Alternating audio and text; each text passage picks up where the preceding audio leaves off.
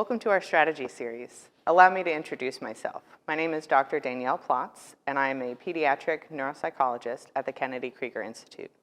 I work as part of an interdisciplinary team in a day rehabilitation program for children and adolescents with a variety of diagnoses and conditions, including acquired brain injuries. This video series will focus on providing educators knowledge about evidence-based strategies to help children and adolescents who have sustained a traumatic brain injury and may struggle with attention, memory, executive functioning, and emotion regulation. Those are just a few of the areas that may be more challenging after sustaining a TBI.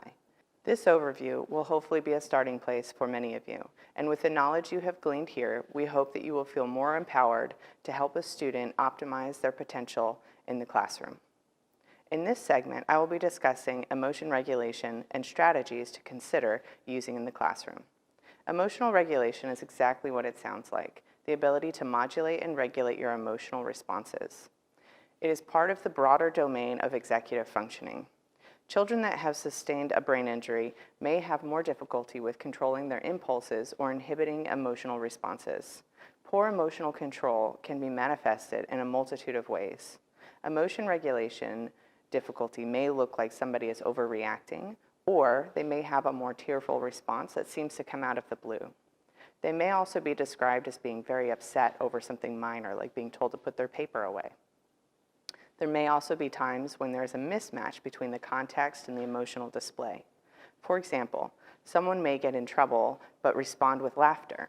They may appear to go from a neutral, calm state to an inconsolable, irate state relatively quickly. These can be jarring to witness and certainly challenging to manage. So before I get into these strategies, I want to just briefly touch base about how we think about translation of research to practice. When defining evidence-based practice, we look at not only what research shows us is effective, but also take into account the patient and their values, as well as our own clinical expertise and experience. Unfortunately, in many of these areas to be discussed, we have limited research of these strategies within a specific population and age group, like pediatric TBI. Sometimes when we look at the evidence for treatment of a particular area of functioning, it may be heavily researched in other populations. For example, a lot of strategies we discuss for executive function problems are often utilized in those that have diagnoses of ADHD. So the strategies presented here are based in theories that may have origins in other diagnoses and are based on clinical experience in working with children following a TBI. Emotion regulation following TBI can be very disruptive to anyone's life, including making it increasingly difficult to engage in academic and social activities. There are several things to consider that may help prevent emotion dysregulation. If we think about the emotional response in terms of a challenging behavior, then we can use the ABC approach to managing the A in ABC, which is the antecedent. For those that may not be familiar with the acronym, the B then stands for behavior, and the C is then the consequence. First, it is important to develop a positive rapport with the individual. It is also helpful to provide structured environments, that is, consistent routines, provide rules and education about ways to appropriately communicate, involve the individual and/or the parents in discussing these challenges, and avoid or minimize known triggers. One example of a potential trigger that comes to mind for kids who have sustained a TBI is feeling overwhelmed. In this case, it may be helpful to have reduced demands and expectations relative to peers. Use distraction or redirection away from the trigger if possible. It will be important to know what those triggers might be. Some may be apparent after working with them. Other triggers may not seem as obvious, so having a discussion with the family and the child, if they're able to and have awareness of their triggers, may actually be very helpful. There are a multitude of strategies that are often used and taught in individual therapy sessions with children and adolescents that have difficulty with emotion regulation. It's important to know what those strategies are that the child employs and to suggest and encourage the strategies when needed. Some of these may include deep breathing, activity pacing, engaging in mindful activities, or switching to a preferred task, to name a few. It may also be helpful to use some of the other strategies discussed as appropriate to support executive functioning or memory, as an example. As you can imagine, these challenges do not typically occur in isolation, especially following a TBI. Please refer to the specific presentations for more detail about strategies for attention, memory, and executive functioning. There are several ways to support a student that is having a difficult time regulating their emotions. One key thing to remember is to remain calm. It is important to avoid reacting emotionally yourself, as this can escalate the situation. Allow the individual to have a quiet area to practice strategies they may have learned from someone such as a behavior psychologist. Acknowledge their emotional response and allow for an opportunity, when appropriate, to talk about it. Provide feedback and support and gently redirect them to another activity or topic. Positive reinforcement is still an excellent strategy to use in conjunction with these other strategies so that the child is reinforced immediately for appropriate behaviors.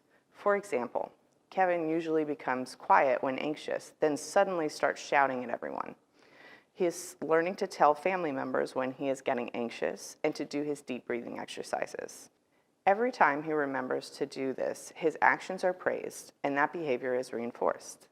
Positive reinforcement is not bribery. And of course, it's important to remember that the reinforcer be practical, ethical, and valid for the behavior being targeted. And timing is also critical to ensure that the child makes the connection that the reinforcer is the result of the desired behavior. After a TBI, a person may have more difficulty knowing and being aware of appropriate and inappropriate behaviors. They may also have difficulty interpreting facial expressions and nonverbal language. It may be helpful to provide immediate and clear verbal feedback to the individual about inappropriate behaviors. A gentle redirection can also be very effective, and particularly when it can be combined with positive reinforcement. As I mentioned previously, it's important to remain calm when there is an emotional reaction, but sometimes very tactical, specific ignoring, when also combined with positive reinforcement, can be very effective.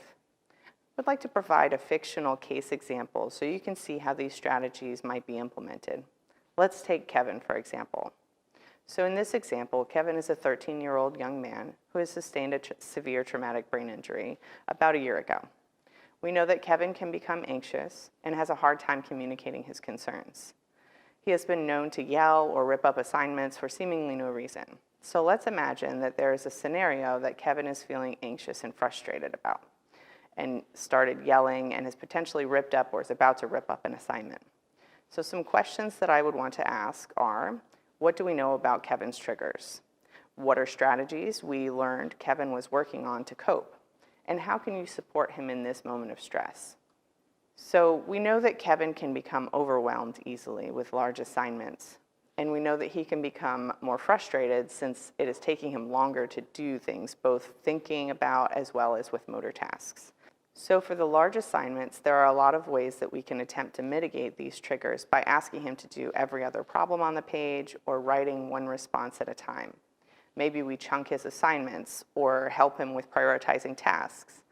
You can see here where we're using many strategies from the executive functioning domain, and it may be warranted, depending on his other needs, to utilize strategies for memory or attention as well. For his slower thinking and motor skills, we have given Kevin extra time, or maybe we give him alternative ways of completing tasks that accommodate his motor challenges. We also know from talking with his parents and from assessments from other providers that Kevin is working on deep breathing, activity pacing, and is learning to communicate his needs. We also know that Kevin struggles with communicating, especially when faced with a challenging task, and doesn't always think about asking for help first. In short, he has a difficult time inhibiting the more automatic emotional response of frustration or irritability. So what are some things that you can do in this moment? Well, first, stay calm. Speak to Kevin in a very neutral voice. For Kevin, we also know that he has a chart to refer to, but he needs a verbal cue to look at that chart, or he won't be able to independently choose how he can be helped. So one might gently state, Kevin, I see that you're getting frustrated. Let's take a look at your chart to help you. This visual cue can be helpful to allow the child to name their feelings, to take a mental break from whatever they're doing, and to allow them the opportunity to use some of their coping strategies, or even ask for help if that is needed. As you can see from this chart, it's very brief and user-friendly. It doesn't have a lot of extra words or lengthy explanations. It's really important to be as straight to the point as possible when creating visual cues. And this can be very individualized as well. Maybe the child doesn't use the term challenged.